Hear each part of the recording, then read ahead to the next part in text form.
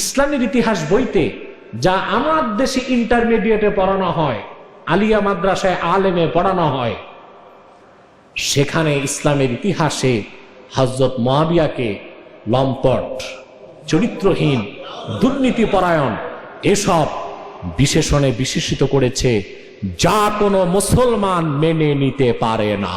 যারা বাংলাদেশে BCS cadre হয় তাদেরকে 1 বছরের একটি বিশেষ কোর্স করানো হয়, ইসলামের ইতিহাস পড়ানো হয়।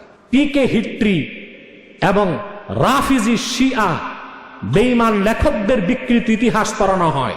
বিসিএস ক্যাডাররা তখন তাদের ভিতর ধারণা সৃষ্টি হয় সাহাবায়ে কেরাম নিজেরাই তো ক্ষমতার জন্য দ্বন্দ্ব করেছে, অতএব 1500 বছর পরে ইসলামপন্থী যারা ইসলামী রাষ্ট্র কায়েম করতে চায় এদেরও উদ্দেশ্য ভালো না, এরাও ক্ষমতার জন্যই ইসলামী রাজনীতি করে।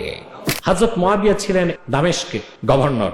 তিনি হযরত আলীকে বললেন যে আপনি খেলাফতের দায়িত্ব নেবার সঙ্গে সঙ্গেই হযরত ওসমান হত্যার বিচার করতে হবে। মুআবিয়াকে যে উস্কানি দিল আব্দুল্লাহ বিন সাবার লোক, হযরত আলী রাদিয়াল্লাহু তাআলা আনহু বললেন যে আমি খেলাফতের দায়িত্ব নেবার পর শাসন ব্যবস্থা যখন স্থিতিশীল হবে তখন আমি উপযুক্ত সাক্ষী প্রমাণের ভিত্তিতে হযরত ওসমান হত্যার বিচার করবই। আর আব্দুল্লাহ বিন সাবার সাবাই চক্র হযরত মুআবিয়াকে উস্কানি দিল যে হযরত আলী রাদিয়াল্লাহু তাআলা আনহু বৃহৎ ঐক্যের স্বার্থে হযরত ওসমানের হত্যার বিচার করবেন না। এই শুরু হলো দ্বন্দ্ব।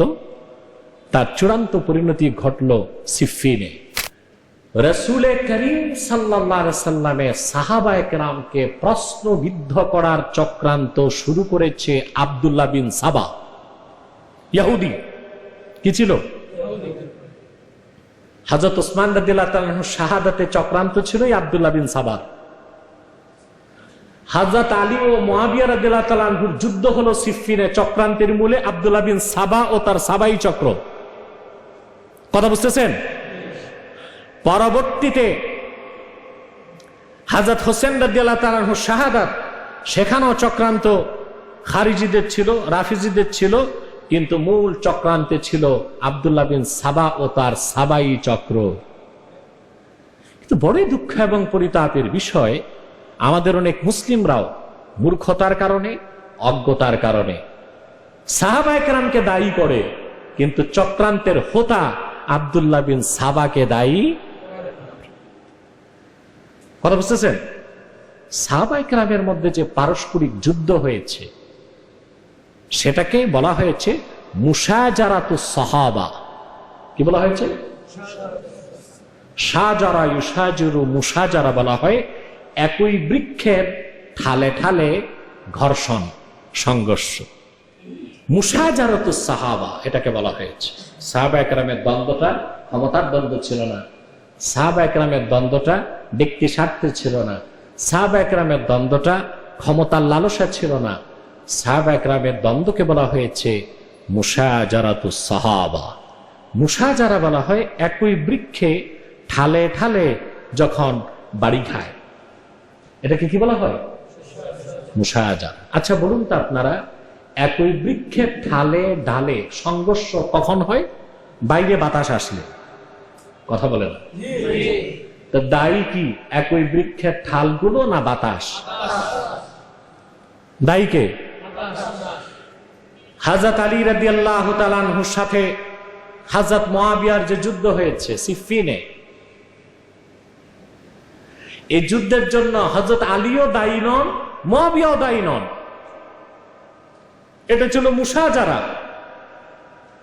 এর জন্য দায়ী ছিল বাইরের চক্র আব্দুল্লাহ বিন সাবা ও তার সাবাই চক্র। কিন্তু আমরা আব্দুল্লাহ বিন সাবা ইহুদি, তাকে দায়ী করি না। দায়ী করি কেউ হযরত আলীকে, দায়ী করি কেউ হযরত মুআবিয়াকে। এই চক্রান্ত উম্মাহকে এই চক্রান্তে আনা যাবে না। সমস্ত মুসলমান একমত, রাসূলুল্লাহর প্রত্যেক সাহাবী ছিলেন সর্বোচ্চ পর্যায়ের ঈমানদার, ন্যায়পরায়ণ, চরিত্রবান, আমানতদার। সাহাবায়ে কেরামের বিপক্ষে প্রথম চক্রান্ত করেছে খারিজি, তারপর করেছে রাফিজি, শিয়া সম্প্রদায়। এই শিয়াদের সবচেয়ে বেশি আক্রোশ ছিল হযরত মুয়াবিয়ার উপর। কার উপর? প্রশ্ন হচ্ছে কেন? আব্দুল্লাহ বিন সাবা মুসলমান হয়েছিল হযরত ওমরের যুগে রাদিয়াল্লাহু তাআলা, কিন্তু সে মুসলিম হয় নাই, সে ছিল মুনাফিক। কি ছিল? মুনাফিক। বুঝেন, চিনেন? আমার মনে হয় সারা দুনিয়ায় যত মুনাফিক আছে তার অর্ধেকের বেশি উপমহাদেশে আছে। উপমহাদেশের ইতিহাসটাই মুনাফিক আর গাদ্দারে ভরপুর। দেখেন না আপনারা, একেবারে পলাশির যুদ্ধ থেকে দেখেন, তারও আগ থেকে দেখেন, গাদ্দার এবং মুনাফিক এবং প্রতারকদের কারণে বিদেশিরা কখনো পর্তুগিজ, কখনো ডাচ, কখনো ইংরেজ, কখনো মুঘল, কখনো পাঠান, কখনো খান, এরা শাসন করছে। ঠিক কিনা? সুযোগ নিয়েছে কাদের দিয়ে? মুনাফিক দিয়ে এবং গাদ্দার দিয়ে। এখনো বাংলাদেশে আপনি সকল অঙ্গনে কিছু কিছু মুনাফিক খুঁজে পাবেন, আছে না?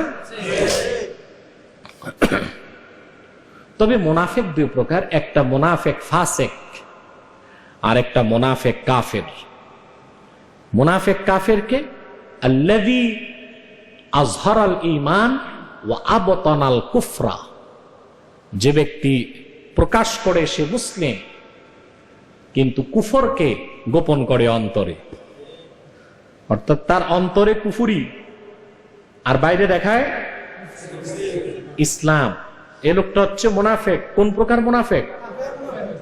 কাফের মুনাফিক। ঠিক বুঝতে পেরেছেন? আব্দুল্লাহ বিন সাবা সে ছিল মুনাফিক, সে ছিল ইহুদি। আব্দুল্লাহ বিন সাবা সে চলে গেল মিশরে। হযরত ওমর রাদিয়াল্লাহু তাআলা আনহুর খেলাফতের সময় মিশরে সিনাই পর্বতের পাদদেশে সে তার একটা বাহিনী গঠন করলো, এ সাবাই বাহিনী।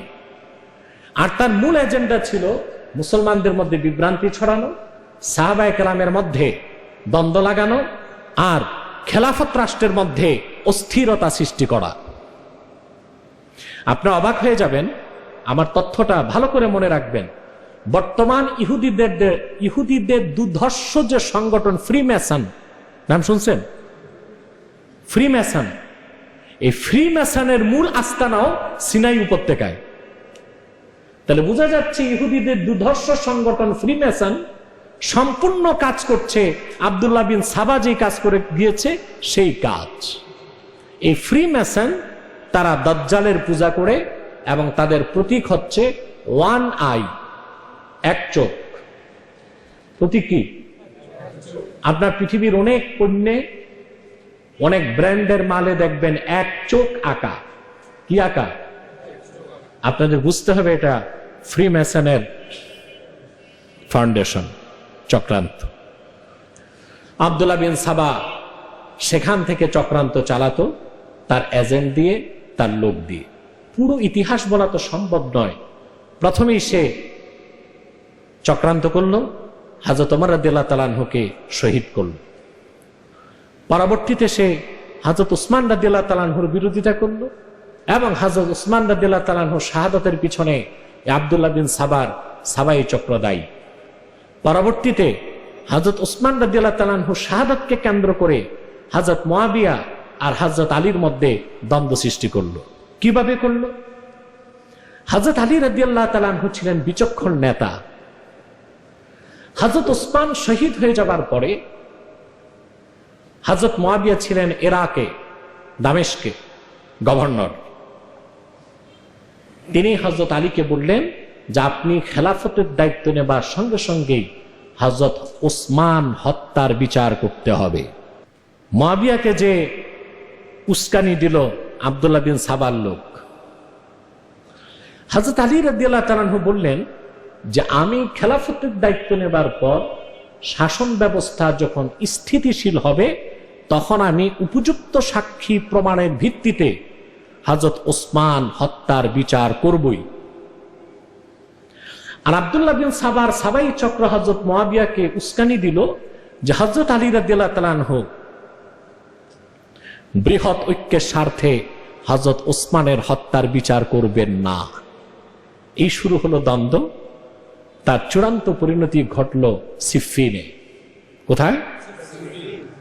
তাহলে যুদ্ধটা কি ছিল ক্ষমতার দ্বন্দ্ব? কথা বলে না, না ইনসাফ প্রতিষ্ঠা? ভালো করে বুঝেন, ক্ষমতা